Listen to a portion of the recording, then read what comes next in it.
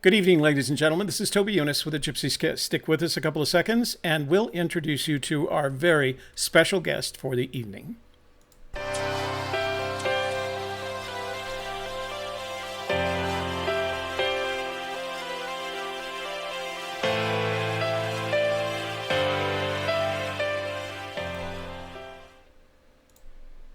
Thanks for joining us tonight. We have a really good show. We have a great guest, a great set of panelists, and I think a pretty interesting topic to discuss tonight. And I know there's a lot of opinions already as we started discussing it before the show started. So first of all, I'd like to go around the horn and have each of the panelists introduce themselves. And let's start with you, Jason, and make sure you remind everybody where they can find you on the internet.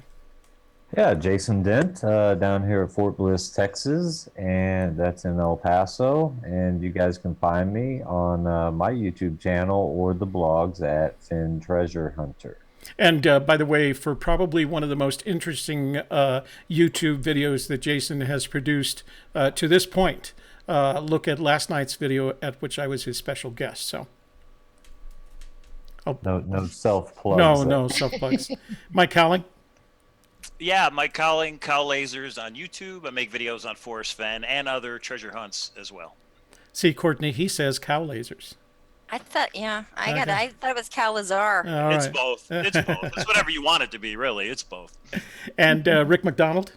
Hi, everybody. I'm Rick McDonald. You know me as Illinois Ghost. Live in the St. Louis area. If you want to look for me in my videos, you can find that on YouTube under Illinois Ghost, or I have a blog. It's illinoisghost.wordpress.com. And last but not least, my partner in crime and tonight's producer, Shelley Carney.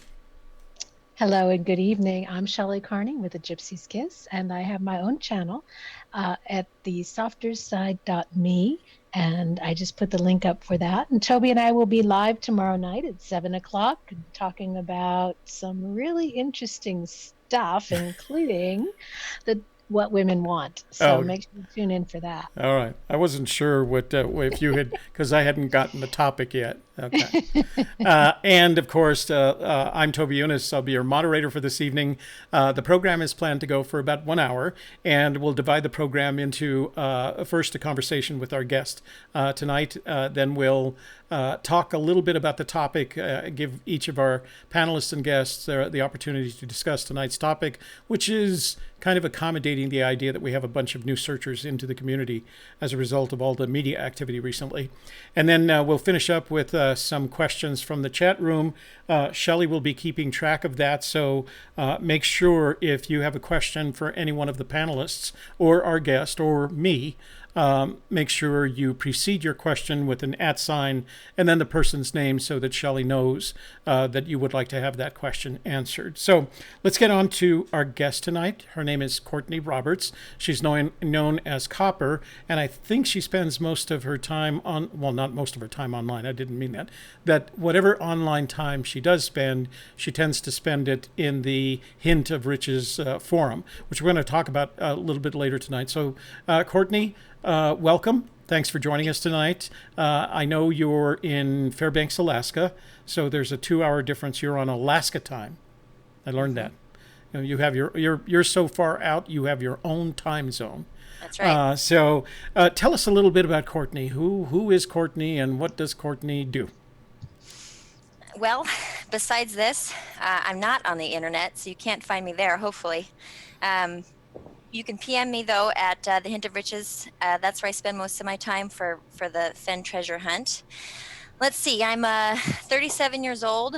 I'm a mother of 3. They're all at soccer right now, so I ditched out for this, and I have the husband watching all 3 of them at their soccer game. Mm-hmm. Born and raised in Alaska. Went to college in California, came home, and have been here ever since. And I got into the chase probably about 13 months ago, last February, end of February, early March.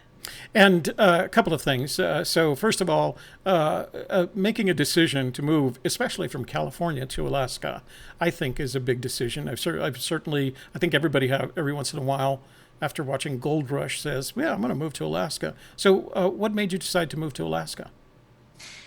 Yeah, that's funny. The Reeves family, which is a big participants of that show, are my neighbors. I grew up with some of those kids.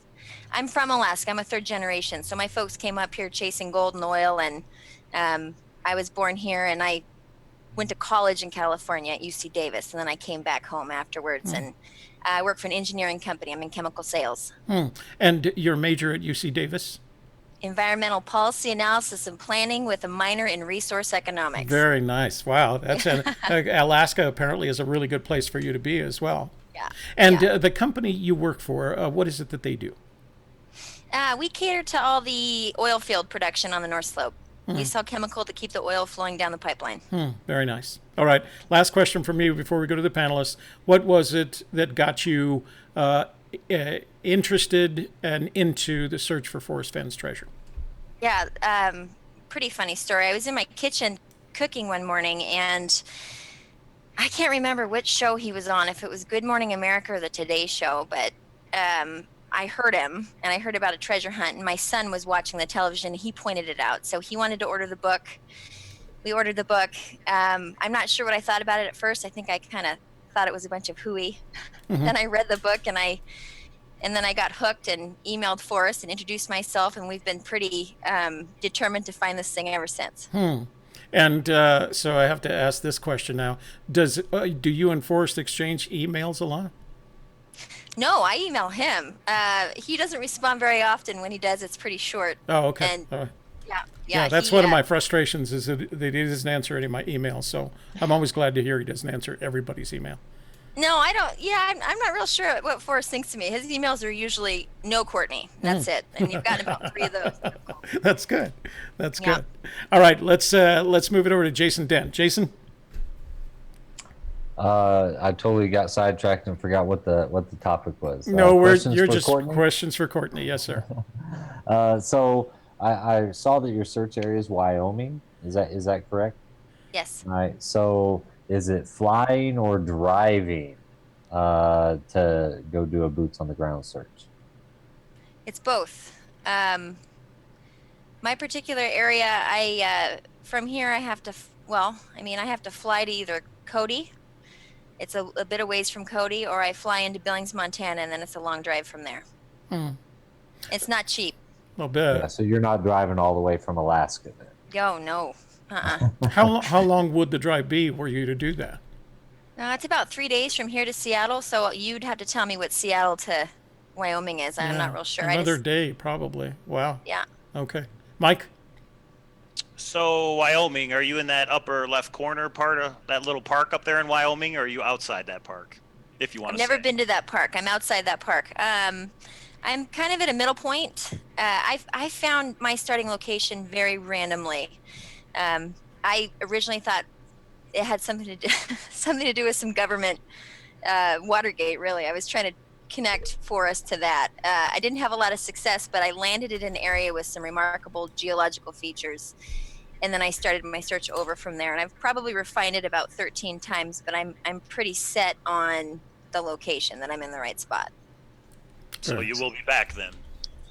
Oh, for sure. Yeah, I've got a nice team put together, and I think they believe in me and my solve, and they're close by too. What the key is to finding a search partner for anybody new who's trying to find one that you trust. That's very hard to do. But if you read Dale's and if you visit Toby's and you start to learn about where people are searching, you can have conversations with folks that are kind of in your area. And then they believe in you a little bit more because you're right in their alleyway. And so it took me a good 6 months to figure that out. I had a lot of missed some failures with trying to find somebody to help me out, and folks saying that they would and they wouldn't. And I've been there twice, 2.5. The third one really doesn't count, I don't think, because I high centered my car and I couldn't move. But oh gosh. Yeah, I've had some luck. But I've got a good team of gals. Actually, they're all women. Believe it or not, this is funny. I asked probably 7 or 8 folks if they'd be interested in helping me, and all 8 men said no, and 3 of the 4 women said they would. Very nice. Yeah. And what is it that you say to someone? Well, let me ask a different question. What is it that tells you that you can trust this person enough to rely on a relationship that's looking for $1 million treasure? Well, I mean, I guess there's so many lessons you learn along the way. You know, the list is endless even after a year. I had a gentleman that was helping me, and he didn't pan out so well, and he was a little unique. I had to. It was a mistake. I'll tell another thing. Don't give anyone your phone number unless you know him, especially if you're a woman. This guy got a little over the top, and so I was careful after that, much more careful. And I'm sorry, I can't remember the question, but essentially, how do you trust them? How do you learn to trust them? Yeah. Yeah, these gals, we started having conversations. Really nice ladies. We had a lot in common. They both have daughters and grandchildren, and so we started talking about non-chase items, and then our areas, and it took off really quickly. So that was a luck, and I reached them actually through Dale, because they had posted on his site, and I knew where they were, and it was close to where I was, and he forwarded my email, and then they reached out to me. Rick McDonald. Oh, hey, Courtney. It's really nice to finally see, put a face with the name. But I read a lot of what you write on the Hint of Riches forum. One of my questions was, I know that you travel, you fly, like you were saying, you drive part of it. So, what do you do about equipment? Do you buy equipment each time and leave it behind, or? No. I don't take much equipment. So the first time I went, my dad came with me because he was terrified I was going to fall off the side of a cliff, and I actually almost did. And then he did nothing but sit in the car and watch me walk around for 6 hours. But we took a metal detector that we had bought at Walmart, and it didn't work. And it was fun, but it didn't work. And then at that point, I had decided I don't think it's buried. So I no longer require that. I pretty much just bring a few things that he's mentioned that you need: food, water, my phone, my GPS, good boots, extra pair of socks. That's about it. And then I just go. And that can all be carried in a carry-on, basically, right? No technical equipment per se. I also seen you said that you do 11 to 20 hours worth of research a week. What are your search techniques? I mean, what do you use to do your research and stuff? I didn't realize that would be made public. Yeah. You asked me who I work for, and then I tell you I do that much research, I'm going to get in trouble. Usually at night when I put the kids to bed, I used to read a lot, and now I do more of the research. And I get on the Hint of Riches. I ask a lot of questions. I think I probably ask more questions than I answer, trying to figure things out, and I get a lot of help from the folks over there. I've probably read every weekly word in Scrapbook and everything he said 5 or 6 times. And what I'll do is I'll get on Google, I'll type in, Forrest Fenn and a word. Like today I was researching Albert Einstein, Toby, as you're aware, and I punch his name in, and I didn't come up with anything. So I'll punch it in there, and then whatever it pulls up, I will go through to see what he said and see if I can connect it to my area. Rick, another question? Well, yeah, I kind of had a few, but I spaced them out. Let me go on to Shelley, because I know she's got some questions from the chat room, and then we'll go back around the horn again. Shelley. Okay, so for Courtney from Fossilman123, what questions did you ask Forrest Fenn? I've asked, when he said no, Courtney. I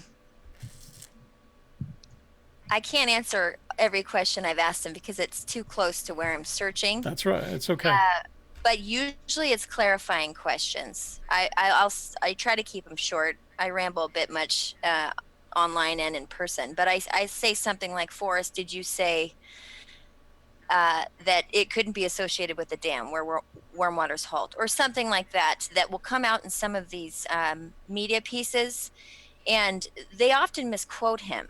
So if I'm not sure about something and I'm confident in my area and it doesn't jive with what they've said, I will ask him. And typically, if it's that type of question that's to the point and he's been misquoted, he will respond with no, Courtney, that he didn't say that. He doesn't say that it's not true or not, right? But he will say, if he's been misquoted, that that's not what he said. That's not what he said.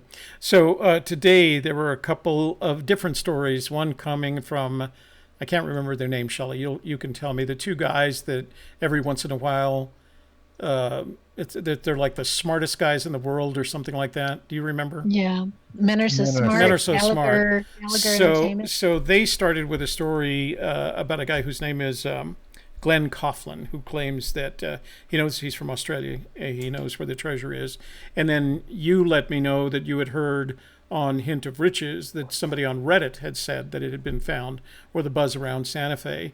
And my reaction to that is basically, until I hear it from Fenn, as long as he's living. I think we have a completely different problem once he's passed. But until I hear it from Fenn, when you hear those stories, what's your reaction to them, both emotionally, and then what do you do about it? Well, first off, I think it's incredibly tacky and rude when it's claimed and it's not been found. A lot of folks are putting a lot of time and energy and money and resources into this, and I think they think they're being cute and funny, and it's not. Yeah. So usually I don't believe them, but when it's an article, obviously that gives a little bit more credibility. I guess maybe not really, but I did ask him this morning. I said, "Can you tell me if it's been found?" Because we're all a little under pressure too right now with this gut feeling he has. Mm-hmm, yeah. So I think I'm a little more sensitive to reading those things and to what's said in them. And he didn't respond with no, Courtney. He didn't say anything. So I don't know if he did to anyone at this point. I'm assuming though it's bogus, because I think it's in the wrong state, and because I'm so sure of where I am, as well as there hasn't been an announcement. Yeah, I think we have to deal with the fact that there's and it's going to I think going to progress in that way. I think we'll see increased numbers, and I imagine when he's not involved anymore because he had passed, I think the numbers are going to go up exponentially, and we're going to have to deal with it practically every day, and we're going to have to figure out. I want to have some kind of a community webinar where we discuss, what is it that we're going to do after he passes, and people start throwing these claims that it's been found at us. What do we do about it? Because I think we're going to have to take responsibility for handling that situation. Back to you, Jason Dent. So how many boots on the ground searches do you have? So in the past year, I'm 3.5. Okay, so 3.5. So how much time do you spend per boots on the ground since you're traveling so far? I'm trying to determine whether, what's the cost benefit analysis here. So I tie these in with work trips. If I'm on my way somewhere down south, I'll usually drive from Billings because that's where Alaska Airlines flies, and that's where that's what I use. So it's not enough time, and that's where I failed miserably last trip, aside from also hitting a deer, rabbit, and getting my car high centered. But the first time I was there for 2 days, and I had to rework the area after with my dad. I hiked probably 6 hours the first day, maybe 4 the second, and I knew right away that I was probably in the wrong spot for the final location when I got there. See, Google Earth is tricky, right? Because you get familiar, very familiar, if you're looking at it all the time as I do, and then you get there and you're like, oh, this is not nearly what I was expecting. Right. And so that was good though for me to see, because I'm not used to that type of land, and I wasn't familiar, and so I had him with me, spent a bunch of time, and then after that I started really digging into my research and not kind of going on such a whim. And so that ending where I was is actually now where warm waters halt. So my stall actually has 2 blazes, and I think it's a trick of his to where people are looking for the blaze, and they say you can't find the blaze and at the end just by searching for the blaze. Well, yeah, but if it's the beginning, it's kind of it would be a trick, a bit of a play on words, that you could find the beginning that way. But how it's warm waters halt is it would make very little sense unless you do an incredible amount of research on that area. So that's how I got there, and it took me about 6 months before I was convinced that was the starting point. And then after that, everything progressively got a lot easier with the direction I should be going in. So just to clarify, you started in one search area and you remain. So it sounded like you got started when I did in 2013 with the Today Show, because that's when the Today Show started. Oh, and it was before that? After? I started it exactly 1 year ago. Oh, okay. So the question I was going to ask is, you started in one area and you remain in that area. Is that correct?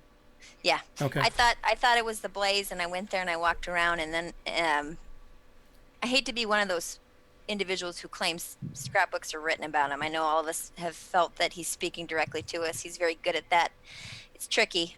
He's a pistol that way because he's good at putting notes out that people can connect with. And after about 2 weeks after that trip, Binocular Guy came out, and it was enough to have me think about, where I was going and pull the book out and read it in a different way and almost start over, but from a starting point. And so yes, I've been in the same area. My search area is too far to walk, is about a mile. Mm-hmm.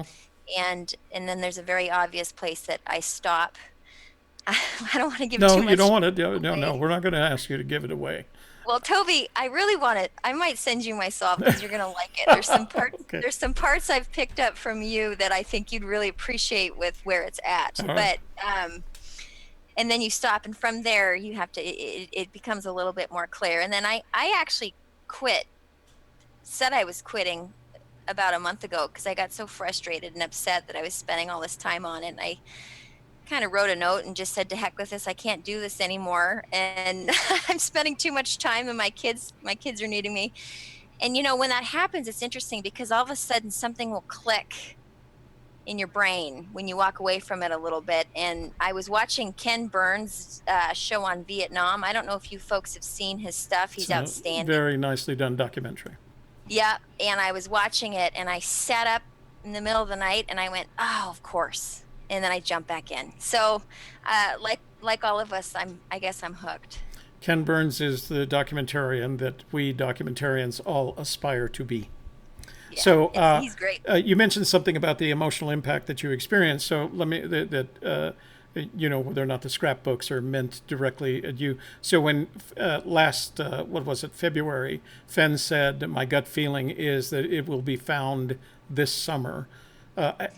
Was he talking to you, or did you feel like he was talking to the community in general?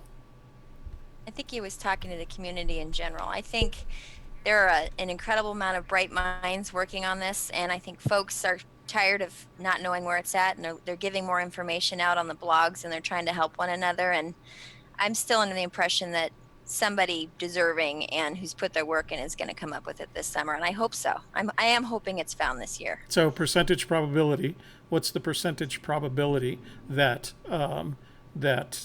someone will find the treasure this summer?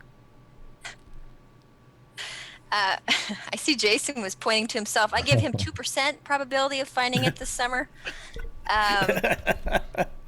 I don't know, Toby. I'm gonna go and say 80 to 90% that it's going to be found. I have a lot of confidence, obviously, in my area. I've not been at it nearly as long as some of these folks, but I've really hit on something pretty strong here, and I'm gonna go for it. And I'm not gonna jump into 2019 without giving it everything. A good shot in 2018. Jason, let's go back up to you. Question for Courtney. Yeah, so do you think that there's, being so far away in Alaska, and of course there's people all over the world in the U.S., but going back to the little girl in India comments, do you think that hits a little bit more at home for you being in Alaska and not necessarily being, in the lower 48? Yeah, that little Indian girl, that little gal from India drives me bonkers.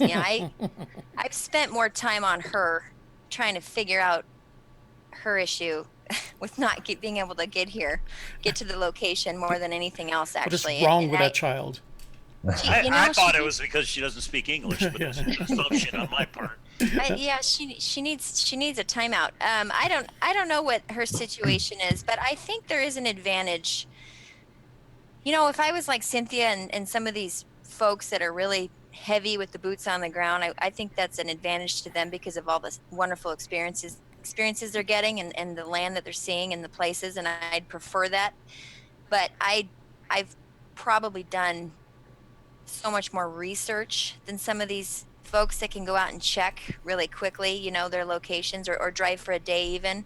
Everything I need to do, I can only do from my house using my computer. And which is very frustrating. That's been the biggest frustration for me, is why can't I just get in my car and drive for 8 hours and check it out? I can't. I have to sit there and wait to put a team together or catch a trip and be able to sneak into Cody. It's very difficult for me to orchestrate getting there. Well, don't feel bad. I mean, our search area is significantly closer than that, and it's still hard to put together a trip, get the team together and get on a trip. Before I go back to you, Mike, let me go to Shelley, because I know she's got a couple of questions from the chat room. Let's get through all the questions in the chat room first. Okay. From Sean Dodson from the Flip Side. Hey, Sean.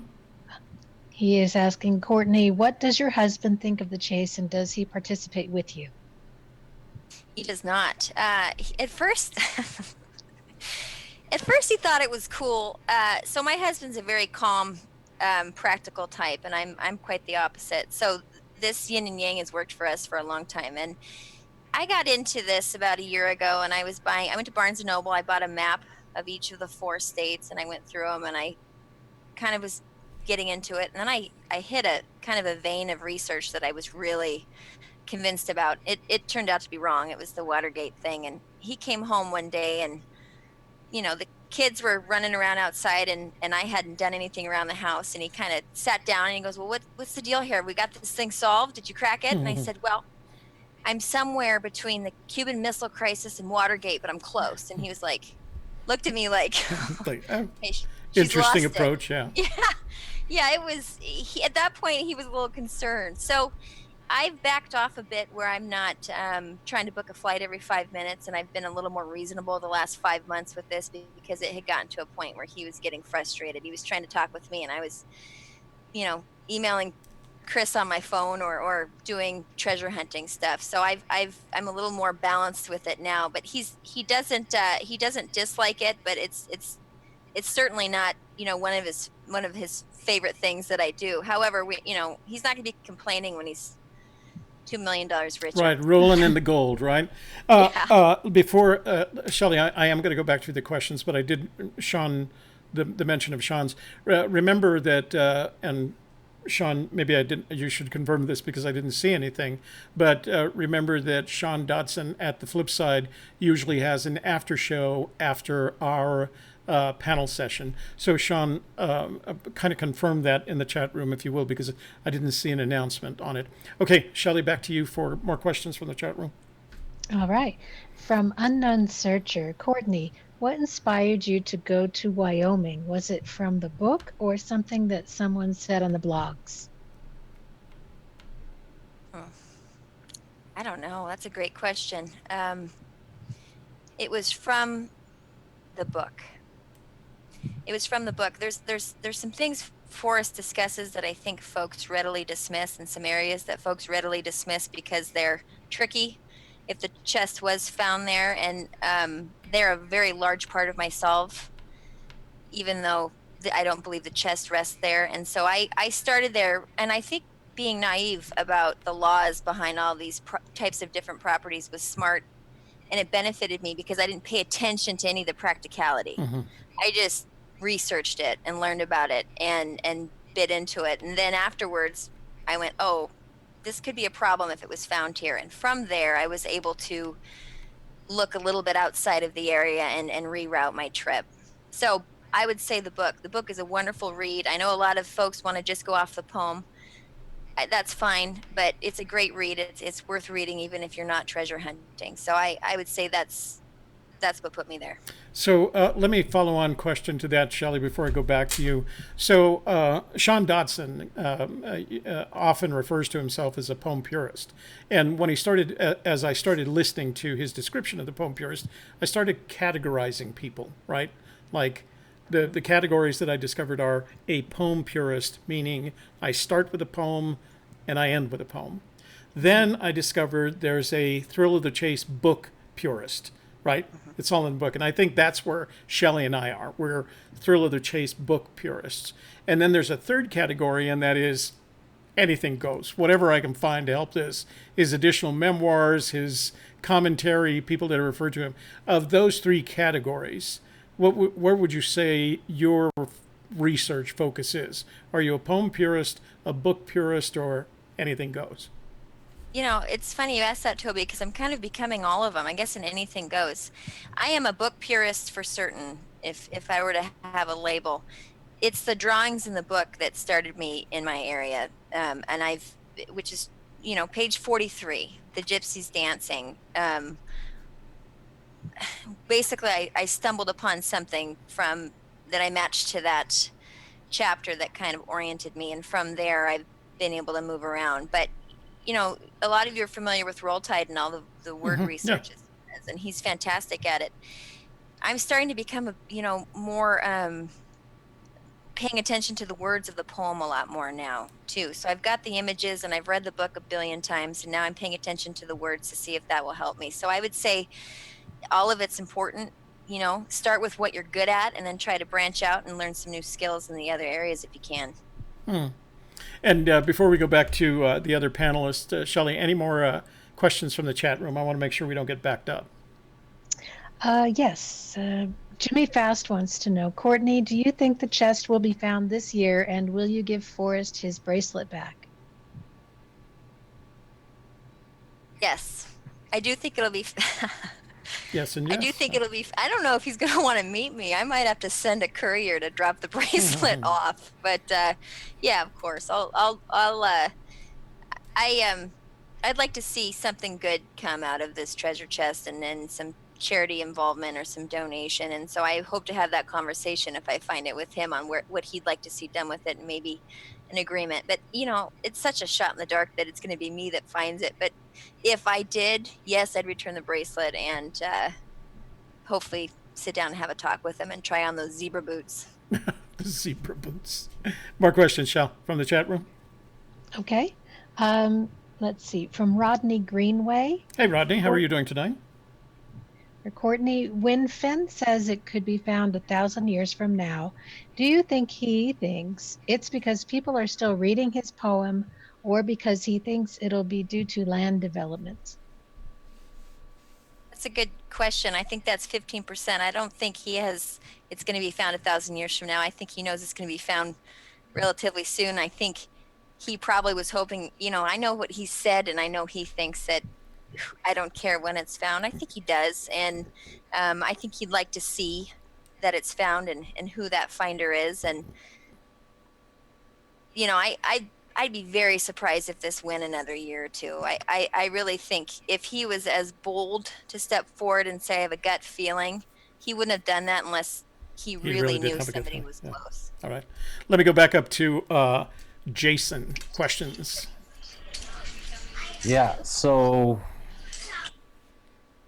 the Wyoming connection.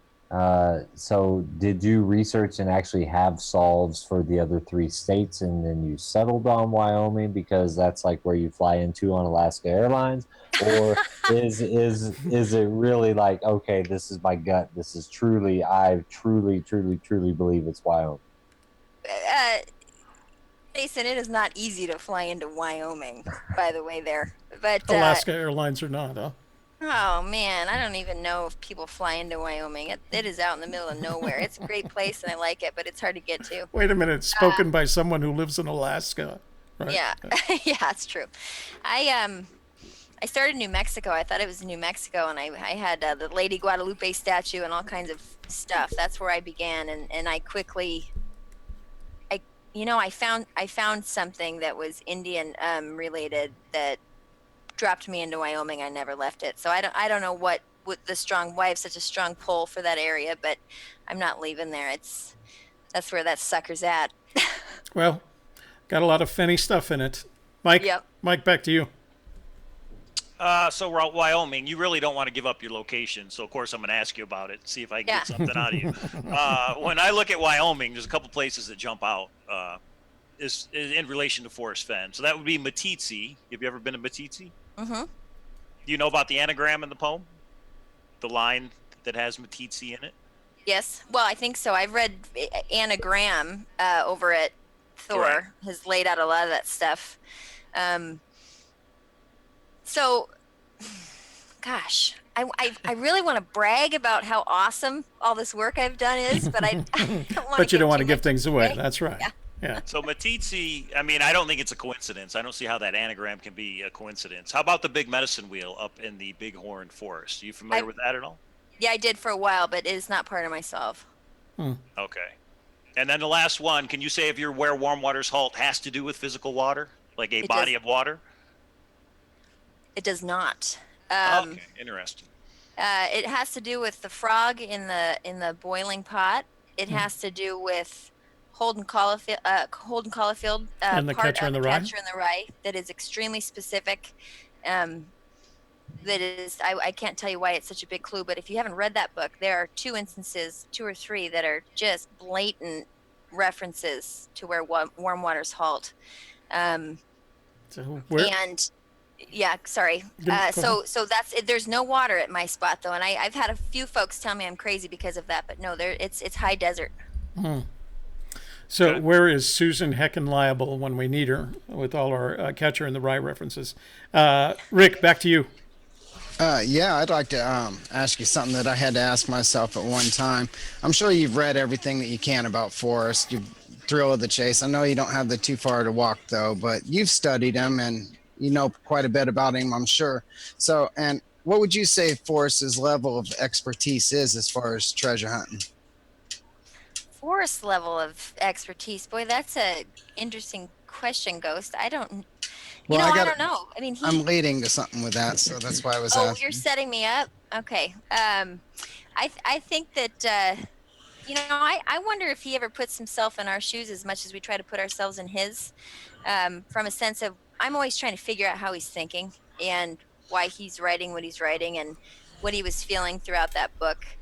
I wonder if I would imagine I would imagine there's some searchers that he's really feels bad for because they're trying so hard and sending him notes and giving him information, and they're very good people, and he probably has to sometimes grin and bear it because he knows folks are completely in the wrong spot. I don't know how he's as a treasure hunter. He's a heck of a treasure poster. Hider, yeah. Yeah. So we'll see. I'd like to take him to task and tell him to go find something and go bury it out in the boonies somewhere and see how he does. So he feels. Well, the reason I was asking is I was going to ask, the research that you're doing and your search techniques, do you think they're up to par with Forrest's level of expertise? Yes. I'm not nearly as intelligent as Forrest. I think he is very bright. But there's some pieces like the imagination piece, I think, that is major. And he tried to make this something that anybody could do. So am I catching on to what he's trying to put out there and understand him? I believe I am. Very nice. Nice. Shelley, back to you. Questions from the chat room? All right. This is from K-Pro. Yeah. Yeah. Copper, are you going boots on the ground this season still? Yes, if I don't have a success within the next month or two with the team that we've put together, I'm going to go back in September and spend at least 3 days. And I have to be honest. At that point, if I don't have luck, I'm going to have to really consider giving up because the amount of frustration I've already felt just in a year I don't know how many more times I can do that walk of shame out of the mountains. The walk of shame. I haven't heard it put that way. So I can teach you how to do that. I think we all can. Yeah, we all can. Well, All right. except Mike. I'm gonna. Oh, I'm sorry, Shelley. Anything else from the chat room? I want to make sure because we're about to transition. Yes, Steve Rempel wants to know from the Illinois Ghost, do you agree with what Copper says that more searches, the better? That what? The more searches, the better? Well, I think not really the more searches. I think the better you get to know your area, You picked an area for a reason. Something brought you there, And there's a lot you can't see from Google Earth. And I've experienced, in my searches. So I think it's just getting to know your area and trying to, work it out the way Forrest has written it in the poem. It's just figuring that part out. So let me ask Jason, and let me ask the other panel members. The more searches, the better, Jason? I mean, we all wish we could just go one time and do the search one time and come back with the chest, but it doesn't work that way. And you learn so much about the specific areas you're in each time you go. So I would definitely say yes. The more searches you do, the better. Mike, what do you think? Not having been on a search, I guess. I mean, if I went to a spot and once I got there, I went, holy cow, I have no idea where it is. I personally wouldn't go back until I had a path. I knew where to go. So, but if I get obsessed like all of you are, I'd probably make as many searches as you guys did too. So. You've never been on a search? Never been on a search. He's done I'm all the research, but never been on the search. That's why we're asking. I sorry, Toby, but let me understand this a little bit better. Okay. You've never been on a search, so you've put this much work into the research. You're not going to go until you're like 110% sure of where you're going? I would probably have to be about 85% sure. If I had a warm waters halt, I wouldn't go and then try and figure it out when I get there. Let me put it that way. I would have to have the clues make some sense and then go look for a blaze maybe. So like how many clues are you confident that you figured out on your 3.5 or 2.5 trips? My confidence doesn't come from my trips as much as from what I've done after the trip, the research when I've gotten home. I'm confident. I'm confident except the very last clue, which I don't think you can find until you get there. I'm very, very confident about where Warm Waters Halt and Homa Brown. From there, the left versus the right, and I don't know that it can be as simple as I'm thinking it could be. There's got to be a twist because that's how he operates. So I'm still working on that last chunk, but so up to Homa Brown, I guess I'd say I'm very confident. Well, let's bring it back to you then and ask the question that Shelley brought out of the chat room, and that is, in your opinion, the more searches, the better. Well, on the next search, I'm going to drag Mike out there with me and have him walk around a little bit so we can get the experience. I mean, that's the whole point, man. What are you doing? First, you got to tell me your solve, and then we'll talk about it. And the other thing, too, is he's in Las Vegas, and that area around Las Vegas is about as different from a Fenn search area as you could possibly get. I would be the one that would get lost 10 minutes after leaving my car. We'd have to send out a search and rescue team, huh? Send out some cows. Yeah, send out some cows. We're looking for a cow Lazars. Okay, so Courtney, thank you for being so open with the information that you've provided us. I think you've provided a lot of conversation in the chat room, and I think that's what we try to do here. And thanks for joining. Yeah, oh yeah. Yeah, all right, that's good. I got to go back and watch this thing, see what everybody's saying. You'll have to. Because you've stimulated a lot of the conversation. Shelley, I do want to make sure, because I don't want the criticism that we didn't handle all the questions in the chat room. Are there any questions in the chat room before I make a transition? There's one more here from Anon. Mm-hmm. And what does Courtney consider the last clue?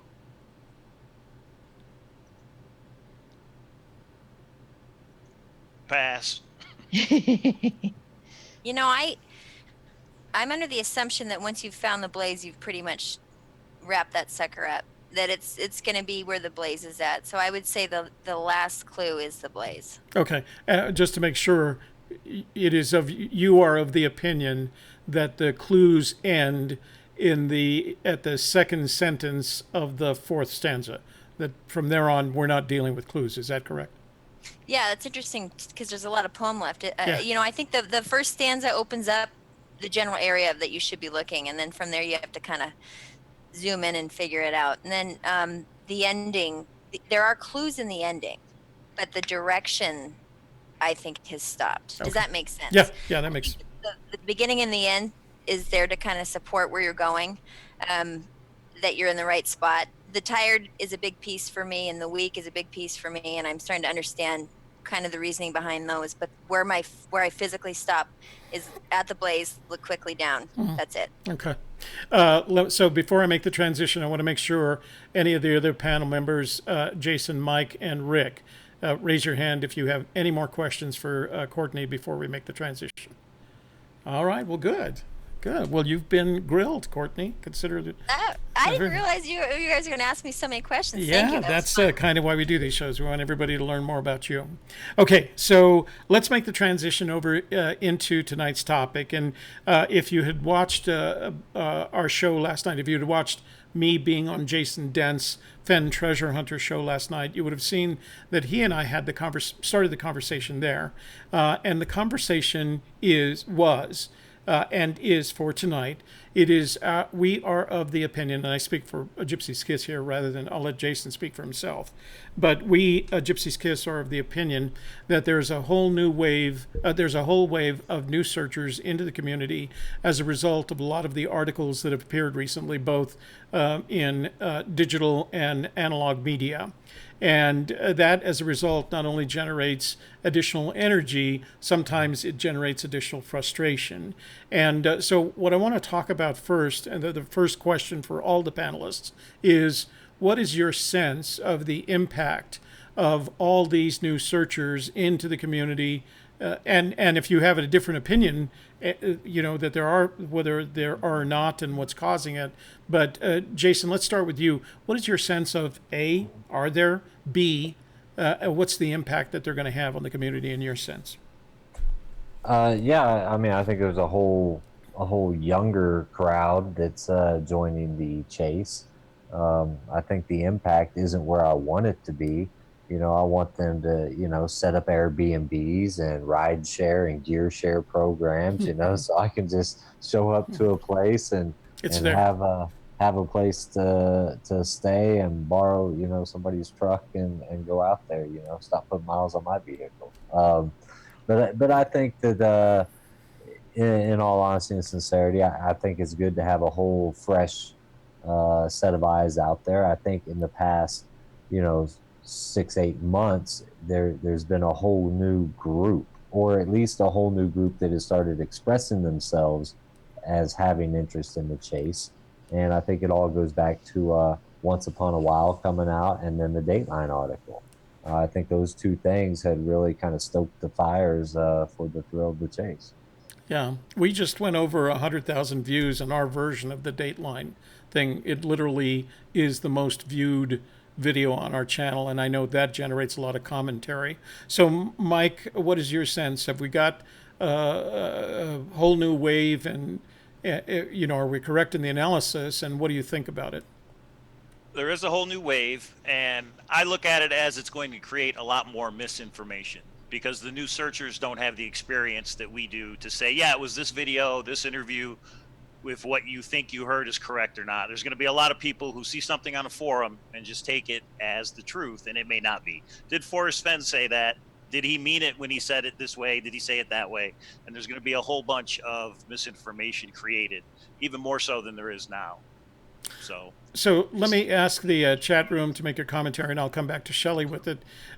What in the chat room, for each of you in the chat room, what is your sense of whether or not there is a new wave of searchers, and what impact is it going to have on your search strategies, or maybe even your communication strategies? Tell me what you think about it in the chat room. So Courtney, let me go to you. What is your sense of whether or not there's new searchers into the community, and what impact is it going to have on you and your search strategies and your approach to all this? Yeah, I'm kind of hoping they'd take Mike's approach and don't actually ever go anywhere. I'm sorry. Okay, I'll stop. Zing. Yeah, I disagree with what was said that they could get tripped up, because, man, you've got all three of those books, and if you don't jump in on those forums, which I think are great, a lot of them can trip you up though, and you plow through everything he said and you watch his interviews, I think you could put together a pretty decent solve relatively quickly without getting hung up in a lot of the stuff that we get hung up on. It's a little frustrating, and I've only been in it a year, so a lot of folks, and I got that when I started, I would shoot out a note and people would be like, well, who's this girl? And I'd be like, well, yeah, where's this attitude coming from? And it's because, you get all these new folks, and they'll get online and they'll say, yeah, well, I'm looking at this dam for where warm waters halt. And everyone's like, oh, geez, You haven't read the part, it's not a dam. Research. Yeah. So I think it's going to raise some safety concerns. I think some of the recklessness of the chase is going to go back up, which is an unfortunate side effect of that. But I'm not too concerned about it. I think they have a lot to do in a short amount of time, and it's going to be found this summer. I don't know that they're really going to slow any of us down if one of us is close. Rick? Oh, I'm kind of along with Courtney there. Yeah, I think there's a whole new wave of people, but along with that wave, I think we're going to run back into trouble. People are going to be in trouble for digging in places they're not supposed to, just doing things that are generally, dumb, basically, but, and, it's going to happen every time you get a new wave of people. They don't know. And, you're going to start seeing a lot more of I found it, I know exactly where it's at, and that kind of drama and stuff on the forums. So did you see that? Sorry, Toby, that guy that dug that. Yeah. 14. Yeah. Wow. We actually recorded him at Collected Works, explaining to Fenn what he had done and how the State Park Service, Heron Lake State Park is a state park, and they had stopped him from doing it. And then I hadn't paid attention to it after that one recording, and Shelley had read the article and said, this guy was digging a trench. Did he walk up with a backloader or what? A backhoe or what? I mean, it was, I don't know. And it had to be 12 feet. It was not only the dimension. It was like 15 by 30 and 12 feet deep. Awesome. Yeah, that's what the 80-year-old guy did. So I'm going to combine all of your opinions. Number one, I think I know for certain, just statistically speaking, there's a bunch of new searchers into the community. I think they're going to be frustrating in the sense that they're not going to have done the research. Even now, as much research as there is, it's going to bury them. And so they're going to rely on the forums and the chat rooms and things like that to ask questions that most of us already know the answers to. So I've spent a lot of time over the past couple of weeks referring people to Terry Scant, right? Go ask that question to Terry Scant and start there. Although, as I mentioned last night, we made a video that says, the video says, go look at Moby Dickens and Collected Works and Lorraine Mills, and then start, looking at stuff aside from just the fundamentals of looking at the poem. But at the same time, I think they bring a whole new level of energy into the search, and that always makes me feel better about what I'm doing. It re-energizes me, wants to send me out on another recon and enjoy the outdoors, and I really do that. I have a great search team and in Shelley and her husband. We always have a good time wherever we go, whether or not we find anything. And so I always enjoy it. And I think that's the impetus, them coming in and asking questions and asking even if they're dumb questions and you've had to answer 100 times before.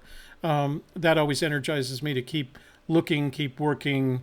And then the other thing, too, in a Socratic way, sometimes they ask a question that you don't know the answer to, primarily because you've never thought about it. They think out on the edges. They don't have any. It's like talking to the little girl from India who doesn't have any limitations. She doesn't know what it's like to be in Wyoming, boots on the ground in Wyoming, and how big the problem is. So they don't have these limitations, and so they end up asking questions that kind of challenge your thinking, because you've never had to answer that question before. You thought you never had any sense that question was even necessary to answer. So Jason, there's going to be some new searchers watching this video eventually, and we welcome them into the community. But Jason, what advice, first sergeant fatherly advice would you give? Because a first sergeant is basically the company's father. What advice would you give to all those new searchers coming into the community? Don't do it. Because you're just going to get in my way. Don't get started. Yeah. Don't get in my way. Don't go. Treasure's not in New Mexico. Don't go there. But by all means, subscribe and watch all the videos on Finn Treasure Hunter's YouTube site. Mm-hmm. You'll sense the frustrations, and that should be enough to curb your enthusiasm for going out there. Okay. Well, good. Thank you. That wasn't my intent. We're supposed to be energizing them, but okay, I asked. Oh, man. Okay. I can go the other way, too. Go the other way for me, because I like hearing it from you. Look, yeah, I mean, they're going to have to do their due diligence and research. Ensure that they actually have solid plan and resources before they go out, and don't overextend themselves, financially or physically before they go. Yeah. They got to make sure they're in good health and good financial standing before they, spend all this money on a wild goose chase, when their first solve, much like everybody else's, is the wrong solve anyway. So, don't mortgage your house just to go out there and hope to find in a couple $1 million treasure. All right. Mike Howling, what would you tell him? I think safety is first and foremost, and not just safety going into the wilderness, but online. Courtney talked a little bit about some of the people she met. The way I look at it is the whole thrill of the chase community. Just treat it like Craigslist. Never meet anybody unless it's in public. Don't give out any personal information. I invite all the new searchers, create a Gmail email address just for the Forrest Fenn chase. It's free, and don't give out any personal information. Have fun with it. Go on a search, but be careful. Check out the forums. Yeah, that's a good one. Courtney, what would you tell him? Yeah, that's smart. The safety, especially if you're a woman, you just have to be careful. And if you're not experienced with the outdoors, you need to take somebody with you. I like to try and pretend I'm He-Man sometimes, but then you'd plop me down in the middle of the Rocky Mountains and I get scared real quick. So make sure you have somebody with you who's either got experience or who's, can help. Gosh, I don't know. I don't know. It'd be interesting to see how many new searchers are really coming out. I'm a little surprised he keeps on doing as much media as he's doing and selling all these books. I mean, that man does not slow down. And so it's like we're trying to beat the clock with him. So I would say Mike said it right. Safety is the most important, and good luck. Yeah. Rick, what would you tell him? Let me qualify this. Rick has done this a lot. So what would you tell him? I'd have to tell him, it's kind of the same stuff Forrest says, don't overextend yourself. Don't go beyond your means and your capabilities, especially financially. If you don't go beyond your means as far as your house and your life also. But also, realize Forrest is a very, very intelligent person. And before you go and run through a solution, think about it. Is this place worthy of $1 million? I mean, think about it before you go. Realize how intelligent Forrest is, and hey, am I actually right? Could it be right? Yeah. Okay, Shelley Carney, I'm going to put you on the spot. I know you're a producer and you're not you don't necessarily are on the panel, but what advice would you give to a new searcher? Don't discount any new ways of looking at the treasure hunt. I'm trying tarot cards. I'm trying crystals. I'm doing it all. Don't throw it out, but don't throw out the baby with the bathwater just because it's a new and different way of looking at it. But then again, have somebody on your team with you who can tell you, the logic of it. If you're going way too far down that rabbit hole, they can pull you back. So a little of both. Okay, well, good. Certainly her experience in pulling me out of rabbit holes confirms what you just said. So if I was asked to give advice to new searchers, first of all, I'd refer them to the video on our channel entitled New to the Fenn Search for the Fenn Treasure. Watch this video. There's 10 recommendations in there. That's the first thing. The second thing is, aside from those things, do yourself a favor, and as Rick had suggested, get in an inexpensive way. Don't mortgage your house, as Jason suggested, but in an inexpensive way, get some boots on the ground. And the reason is, what boots on the grounds will help distinguish for you is between what you see on Google Earth and the reality of the great outdoors, because the great outdoors it has a reason for being called the great outdoors. It's immense. And you realize the immensity of the problem, and you realize the immensity of trying to solve poem, the intricacies of that poem inside that area. So, and then the last thing is, as recommended by everyone else, is be safe. This treasure was hidden by a man who claims to have been 80 at the time. He was carrying two 20-pound loads. He often says, don't go where a 79 or 80-year-old man couldn't go. Whether he hid it when he was 79, it doesn't make any difference. But he's telling us, if you find yourself on a ski slope, whitewater rafting, or I was going to say bear spraying a grizzly, but if you find yourself in one of those dangerous situations, you're likely in the wrong place. So that's all I have to say about that. Just enjoy it. It's supposed to be fun. All right, Jason Dent, let's close up for the night. Say your good nights and tell people where they can find you. All right. Hey, good night, everybody. I'm over on Finn Treasure Hunter here on YouTube. You can always email me if you want to at finntreasurehunter@gmail.com. And Mike Holly? There are 4 Forrest Fenn searcher coins out there in the field waiting to be found that I know of. So if anybody does find one, please let me know, and I'll put you in contact with the person who did hide them. So you can email me at cowlazars@gmail.com. There's also going to be a drawing for 12 Forrest Fenn searcher coins, and I'm going to do a vlog. People had some questions to some clarifications that I'll make. So check out the next vlog. It'll be about the drawing, which will be live on YouTube on July 28th. So if you never had a chance to get a Forrest Fenn coin, that'll be one This way. is another chance. So a quick question. The drawing is for 12 coins to 12 people, or a pack of 12 coins to one person? 4 people will win coins. Coin number 5, coin number 6, and then 2 5-packs. So 5 coins and then another 5 coins. Oh. So $20 is what it costs to enter. You can enter as many times as you like, and you can win. It's a possibility somebody could win all 4, depending how many entries you buy. But I wanted to come up with a way to make it affordable for somebody to get coin 5 and 6. Rick knows that those coins went for a lot of money on eBay. Not everybody has $100 to get a Forrest Fenn coin. So this will be a way to get one. And you can get 5 coins for $20 possibly. So I thought that was a good way to end it. Well, good. So I wanted to tell you your new computer and location really looks good. Congratulations. Thank you. Things are still in transition over here. Yeah. I don't know if this will be the final place, but thanks. So what's the map behind you before we go? That actually is a map of everybody that's either contacted me or sent me something in the mail. Oh. When I did my puzzle, this is push pins of all the different locations of people that I've talked to. So Okay. And Rick McDonald?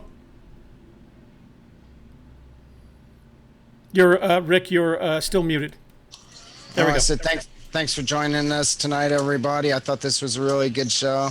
I enjoyed meeting Courtney tonight, and my name's Illinois Ghost. You can find me on YouTube by just searching Illinois Ghost, or my blog is illinoisghost.wordpress.com. Okay, thank you. Shelley Carney. Okay, well, really quickly, we have a super chat Nice. from Dale Richards, and he said, for disabling the slow-mo, and to thank Shelley Carney. Thank you. Thank you. I had a quick question from K-Pro. She wanted to know why we canceled today's earlier show, the interview show you and I were going to do. I just wanted to let her know that I had a coaching call online that I needed to take care of, so we postponed it to next week. So that happened. And I just want to let everybody know that I am an integrative wellness coach, a life coach, and I do offer that in person as well as online. And online, you can find us at thesofterside.me, and Toby and I will be live tomorrow talking about what a woman wants. So I hope that you'll join us there. Thank you. Because why? I know everything about what a woman wants.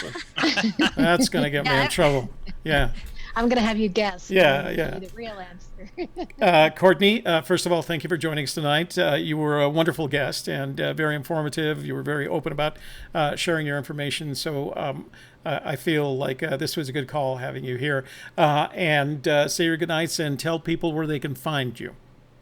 Okay, I'm going to tune in tomorrow, Shelley, because I'd love to know what it is I'm wanting. The treasure chest. You're a great resource. Yeah. So I wanted to mention the Thor chat. Oh, thank you. Yeah. Yeah. You gave me a task. Right. So the Hint of Riches, I'm sorry, I'm terrible at this. Forum at hintofriches.com is the website. Great group of people over there. We're working hard to get this thing cracked. And we are starting a chat. I should say K-Pro is starting a chat on Mondays, 7 p.m. Mountain Time. Right. 5 p.m. Alaska time. So anyway, I just want to let you know that. And I don't know if anybody has any more questions for me, but you can find me over at the Hint of Riches. Just PM Copper, and I check it a little too much, more than I should, and I'm sure I'll answer you. Well, Thank good. you. Thanks again for joining us tonight. So let me reiterate that the Hint of Riches Forum, if you're not already a member, please join. They're starting an open chat beginning Monday evenings, beginning next Monday evening 7 p.m. And it's just a straightforward chat. And I promised Christy that we'd let everybody know about that. So let me see. I had one other thing to mention. Oh, don't forget the after party after our show over at the Flip Side. And I think that's it. All right, guys. Thanks for joining us tonight. If you do have questions that you didn't get answered tonight, you can either put them in the comments box below and I'll get them to them eventually, or send them to an, if you don't want them public, send them to me in an email addressed to gypsieskiss.com. Shelley and I will be on the air tomorrow at 1 o'clock for our weekly live stream, Forrest Fenn Book Club, The Thrill of the Chase, Chapter 17, My War for Me, Part 5. We crossed the hump on this baby, huh? We're getting towards the end. And then we can move on to the other topics. And then for those of you who missed it, who, as Shelley explained, we will do the interviewing skills webinar next Wednesday. We had a conflict today, as Shelley said. We will do that interviewing skills next Wednesday at 1 p.m., same time, kind of, and it will be live, so you'll get to ask questions. All right? Thanks for joining us tonight. We look forward to seeing you tomorrow, first at our 1 o'clock show with the Gypsy's Kiss, and then our evening show at 7 p.m. Mountain Daylight Time with the Softer Side panelists. Thank you for joining us tonight. Our guest, thank you for joining us. And Shelley, I will see you tomorrow. Thanks, guys.